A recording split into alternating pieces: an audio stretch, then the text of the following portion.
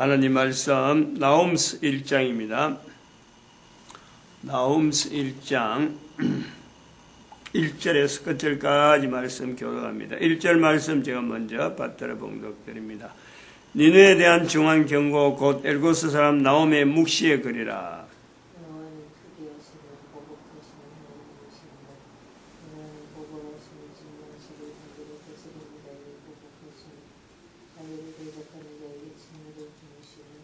같이 읽습니다. 볼지어다 아름다운 소식을 보하고 화평을 전하는 자의 발이 산 위에 있도다. 유다야 내 절기를 지키고 내 서원을 갚을지어다. 악인이 진멸되었으니 그가 다시는 내 가운데로 통행하지 아니하리로다. 아멘. 나홈서 1장 15절에 있는 말씀, 아름다운 소식을 보하고 화평을 전하는 자의 발이 산 위에 있다. 이렇게 해라는 거예요. 아름다운 소식을 전해라. 아름다운 소식을 알려라. 화평을 전하라. 이런 것에 절기를 지키고 서원을 갚으라. 그러므로 해서 내 속에 악한 것이 없다는 거예요. 악한 것이 네 가운데 악인이 진멸되었으니 그 가운데 다시는 내 가운데로 통행하지 아니하리로다. 빛처럼 불처럼 무궁화의 내용처럼 빛에는 결코 어둠이 있을 수 없고 불에는 어떤 사사로움이 있을 수 없는 불 자체의 어떤 그 영향 이런 것이 전달되기를 아마 나타내는 모양이 아닌가. 그래서 14절에 보면은 내가 내 신들의 집에서 새긴 우상과 부은 우상을 멸절한다. 새긴 우상과 부은 우상을 멸절하고 내 무덤을 예비하리니 이는 내가 필요함이니라.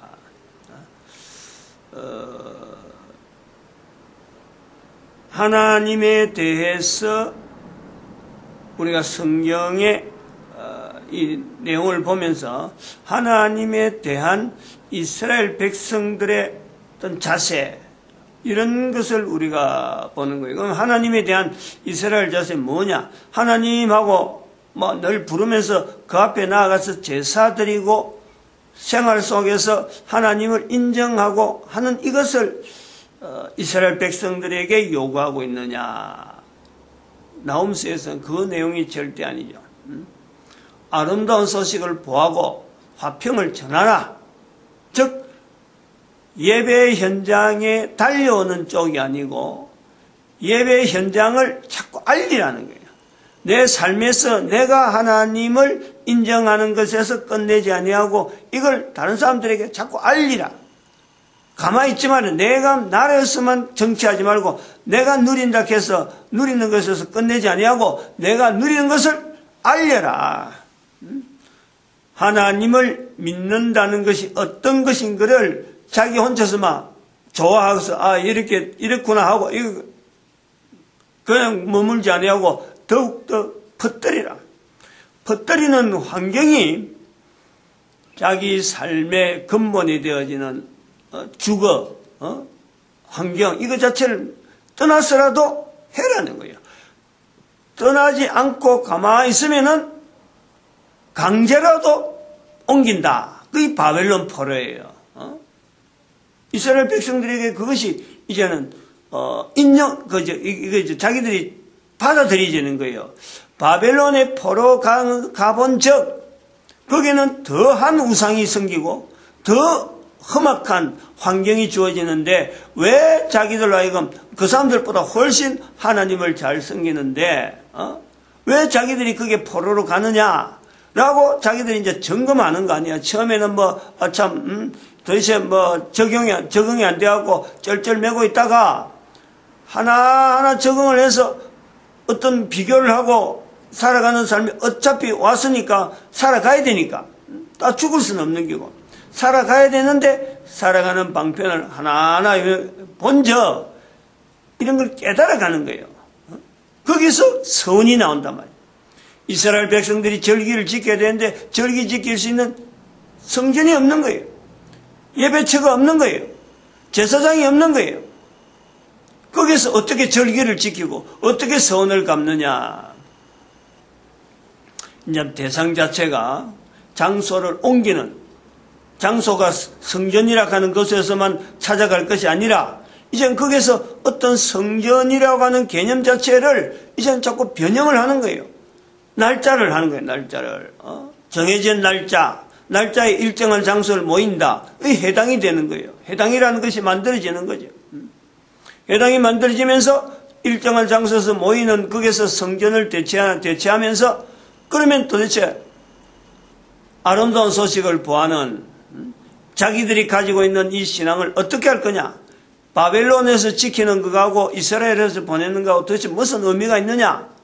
결국에는 바벨론에 이스라엘이 가지고 있던 그 문화를 바벨론에 옮기는, 절기 지키고 서원 지키는 그 문화가 옮겨지는 것을 받아들인단 말이야. 받아들이면서 이것이 페르시아로 바뀌고 국가가 바뀌고 사람들이 통행되어지는 여러 가지 내용이 막 바뀌는 그런 세월을 보내면서 한 대, 두 대를 지난 중에서 아름다운 소식을 보하고 화평을 전하는 자의 발이 되어야 되는 이들의 삶을 받아들이는 몇몇 사람이 있는 거예요. 다 그런 건 아니라니까. 고국으로 돌아가는 사람도 있고 고국으로 방향으로 돌아가는 사람이 있고 이 내용을 알려야 되는구나. 반대 방향으로 간다는 거예요. 반대 방향으로. 그 반대 방향으로 가면서 인도로 내려와도 자기 정체성에 대한 분명한 어떤 내용은 절기를 지키고 서원을 갚는, 그리고 이것을 자신들이 조상들로부터 내려왔던 여호와 하나님에 대한 분명한 인식을 하면서 동쪽으로 오다가 우리나라까지 온다는 거예요. 그러다가 인도에 석가에 영향을 주는 이런 영향은 자기들은 그 당시에는 모르는 거지. 당시에 있는 사람들이야 그냥 어떤 하나님에 대한 내용만 알려주고 선포되어지지, 이 불교가 앞으로 2500년 후에는 어떻게 번성될 것이다, 이런 것 생각해서 하는 사람은 아무도 없는 거예요. 단지 현재적인 상황에서 이스라엘 속에서 가지고 있던 그 어떤 하나님에 대한 표현을 알려주는 내용으로서 사람들이 옮겨가는 거예요.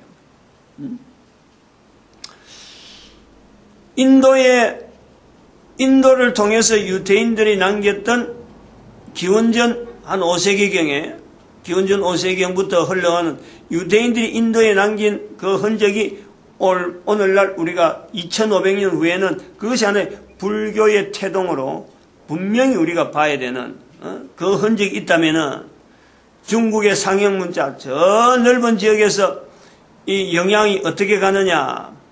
중국의 상형문자 속에 성경의 내용, 하나님에 대한 여러 가지 표현들을 문자 속에 남긴다. 대응하는 내용이 다른 거예요. 그건 대응하는 내용이 다르다는 것은 중국의 영향 미치는 그 영향하고 인도에는 석가라고 하는 이걸 받아들이는 사람이 한 사람이 또 있고 그 후손들이, 그 주변의 제자들이 영향을 미쳐서 이 받아들이는 그 환경이, 중국은 이게 좀 미미한, 국가 전체가 워낙에 발달되어 있다. 중국에는 그 국가 제도가 인도보다 훨씬 발달되어 있는 거예요. 여러 가지 문화라든지 여러 가지 문명이 발달되어 있으니까 인도에서 넘어가는, 또 페르시아에서 넘어오는 유대인의 영향이 이미 여러 가지 부분의 성경에서 나타나는 이런 자세와 많이 퇴색이 되는 거예요. 그리고 사람이 벌써 적고, 거기서 몰려가는 사람이 적고, 인도로 내려오는 사람보다는 인도에서 다시 중국으로 가는 사람이 적다 보니까 여기에서 중국의 영향은 미미한데 단 여러 가지 상형 문자의 언어가 남겨졌다. 이런 무리들이 대한민국의 한반도의 김해 지역에 내려왔는데 절기를 지키고 서원을 갚는 거하고 오늘 우리가 지금 우리 현재 문화 속에 아직까지 남아있다라고 볼 수 있는 우상과 더불어서 새긴 우상과 부은 우상을 멸절한다 하는 이런 어떤 이 우상과 관련해서 초기란 지금부터 한 2000년 전에 우리나라에 왔던 유대인들 통해서 남겨지는 이 성경의 내용 자체가 오늘 우리 문화 속에 여전히 남아있는 내용이 뭐냐면 바로 그것이 무당문화라는 무당문화.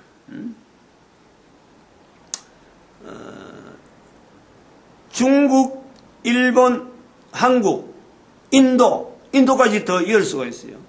이 여러 가지 영향에서 성경과 연결되어지는, 성경에 있는 유대인들과 연결되어지는 어떤 흔적을 찾는 중에 여전히 우리 민족 가운데, 우리 민족에서만 독특하게 남아있는 어떤 문화는 이게 무당문화라고. 인도, 중국, 일본, 한국, 한국을 두고 이야기할 때 무당문화가 남아있는 것은 우리밖에 없어요. 현재 무당문화가 있다. 무당이라고 하는 이런 일정한 어떤 형태의 우리가 무당하면은 어느 정도 이야기를 하잖아요. 아, 무당은 신내림이 있고, 막 춤을 추고, 그리고 또 다른 사람들 앞에 뭐 점괘를 이야기하는, 이런 이야기가 우리 문화 속에 있다는 거예요. 대한민국 한반도에 있다는 거예요. 근데 일본이나 중국이나 인도에는 이게 없다는 거예요. 없는데 어떻게 우리는 이게 생겼느냐? 다른 나라에는 없는데 왜 우리는 이 문화가 있을까? 독특한 거예요. 독특해서 그럼 자생이냐? 자생이 아니라는 거예요.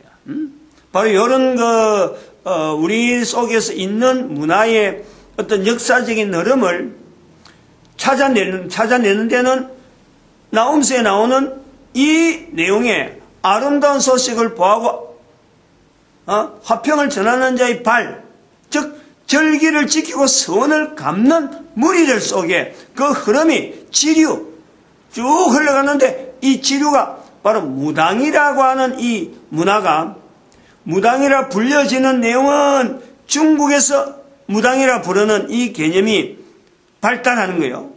발달하는. 그런데 이게 문화로 남아있지는 않는다는 거예요. 중국 사람들 전체에 영향을 미치는 무당 문화로 남아있지 않는다. 그리고 그것이 또 인도로 가서, 인도가 그것부터 중국으로 넘어온다 할 때, 인도에서 남아있는 영향은 무당처럼 이렇게 점을 치고 하는 또, 어떤 전달하고 하는 이런 내용이 아니고, 인도에는 자기 수행으로 끝나는 거예요. 그냥 깨달음.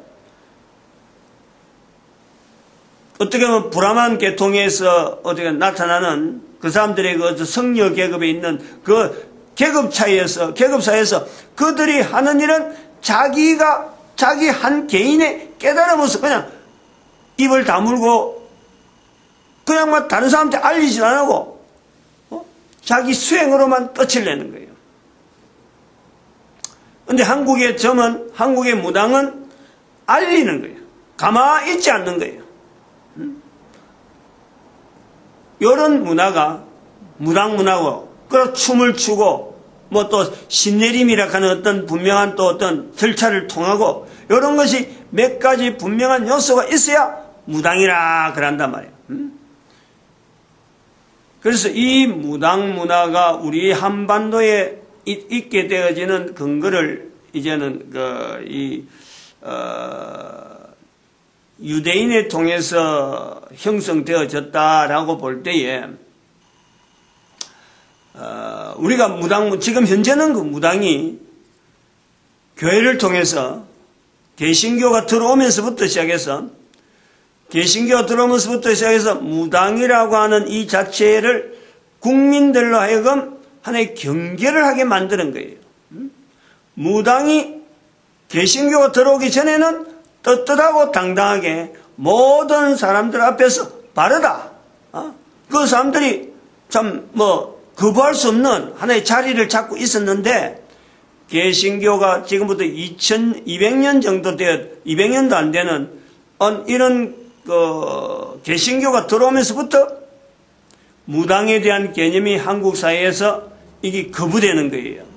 즉 본문에서 말씀하시면 하는 대로 우상이라고 하는 새긴 우상과 부은 우상을 멸절당해야 되는 대상으로 이제는 거리를 둔다는 거예요. 백성들의 삶에서 무당으로 자리 잡은 이것이 잘못되었다 하는 것으로서 인식되어지는데 교회가 여기서 일조를 했다는 거예요. 개신교가 한국교회, 개신교 이걸 일조라는 거예요. 그러면은 이 한국 개신교가 나타나는 이런 데서 무당의 내용을 공격을 하는데 이제 일종의 공격이 되는 거예요. 그럼 저들은 이제 밀린단 말이에요. 이 무당과 교회가 전혀 별개냐? 별개가 아니고 같은 모양으로 갈 수밖에 없다 하는 것이 지금의 현재 또한 한 3, 40년 교회가 개신교가 들어오고 나온 시에 지금 모습에서 우리가 비추어 보는 거예요. 즉 앞으로 되어지는 교회도 이대로 가면은 무당이 개신교에 의해서 이렇게 백성들에게 차별되어지고 구별되어지듯이 앞으로 교회도 지금 현재 우리 국민들에게 무당처럼 취급되어질 수 있겠다 하는 것에서 우리가 이걸 동일한 내용으로 봐야 된다 이거죠. 이런 거 비추어 보는 하나의 교과서적이에요. 무당이라고 하는 이 내용이 지금의 2000년 전에 한국으로 올 때는 분명히 유대인들에 의해서 남겨지는 하나님께서 각 곳에 흩어져서 화평을 전하고 아름다운 소식을 보하는 자의 모습으로 분명히 이 땅에 왔는데 이게 2000년 동안 지나가면서 이게 변질이 된다면 변질. 이 변질 요소를 우리가 찾아내야 돼요.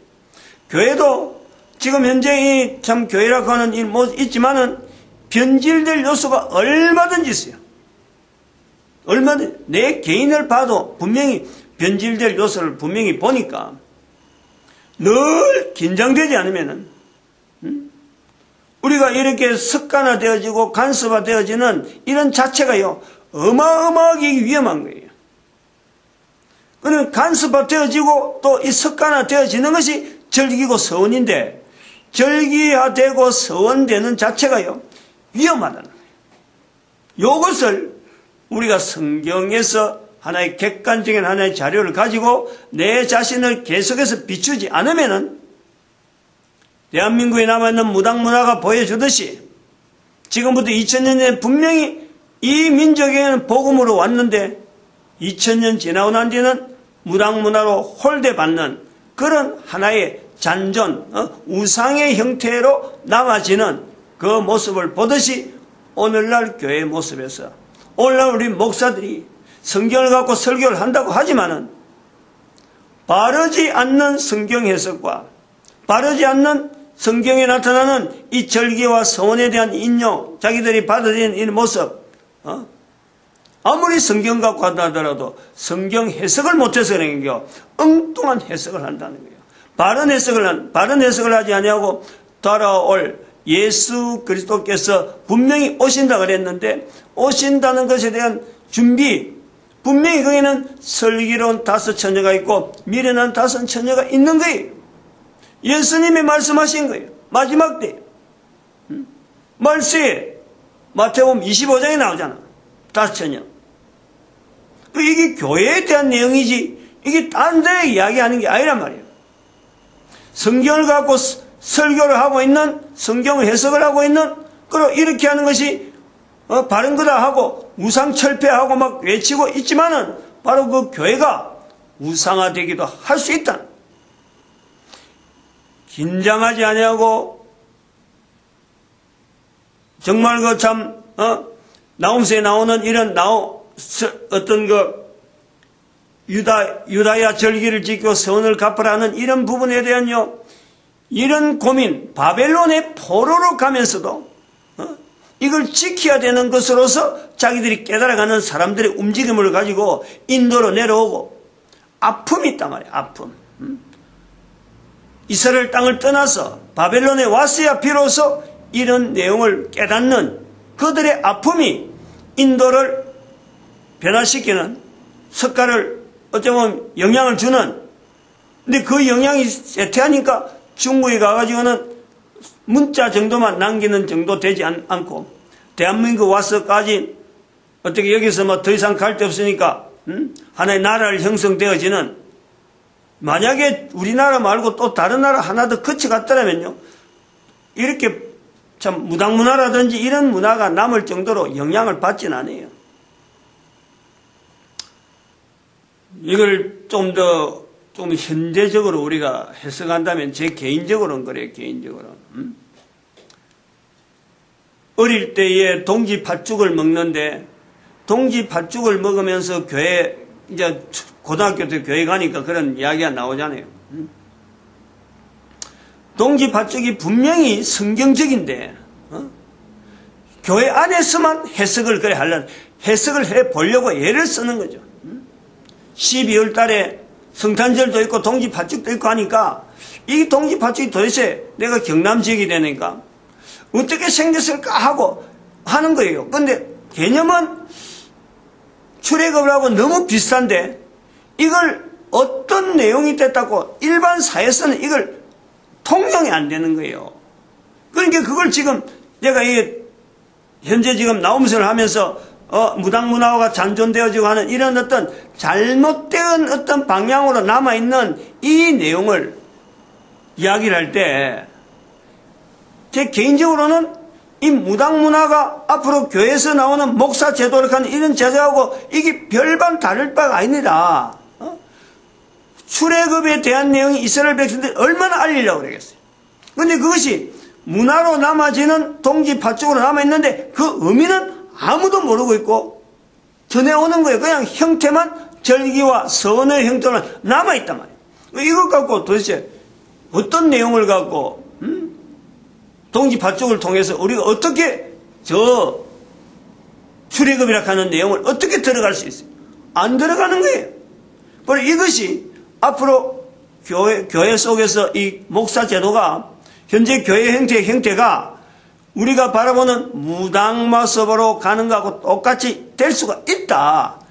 이거를 긴장되게 우리가 생각해야지. 이거는 갈 것은 가라. 내배치라. 무당이 왔으면 우리도 어쩔 수 없이. 이런 건 아니잖아요. 앞으로 갈 것 같은데 어떻게 할 거냐?